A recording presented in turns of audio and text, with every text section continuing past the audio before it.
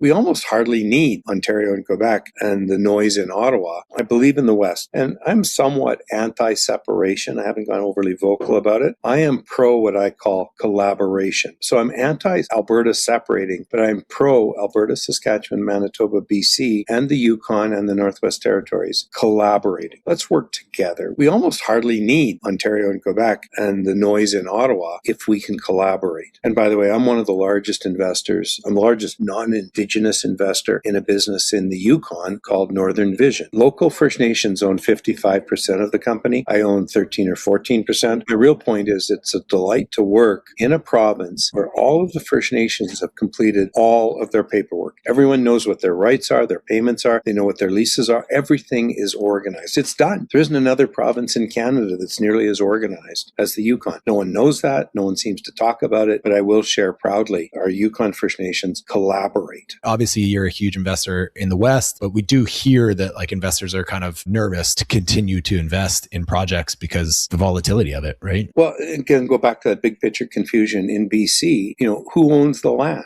And again, one or two or three or four, five First Nations have now said, we sort of own it, we do own it, we think we own it. And it's all because of UNDRIP and the noise and the nuisance. That's got to get solved. Then we have to be able to work with the individual First Nations collectively, collaboratively, individually, doesn't matter, as we build things. I don't think any First Nation believes that life is free forever. In other words, just sit here and we'll collect cash. That's not the case. We got to get through this noise about what Coastal First Nations is saying, what the individual First Nations are saying, what EB's saying. We got to be able to get a TMX pipeline expanded. I'm certain that's going to happen. And we do need a company, not government owned, to develop and therefore fund the new pipeline in the north. There's no question that the Indigenous people will be participating in the economics of those pipelines, partly to build them, partly to own royalties, partly to supervise them. All that stuff is coming. So I'm an optimist, but the next 3 to 5 years, to be blunt, use that range of numbers, until the confusion created by EB on First Nation land ownership is solved, BC struggles. It's that simple.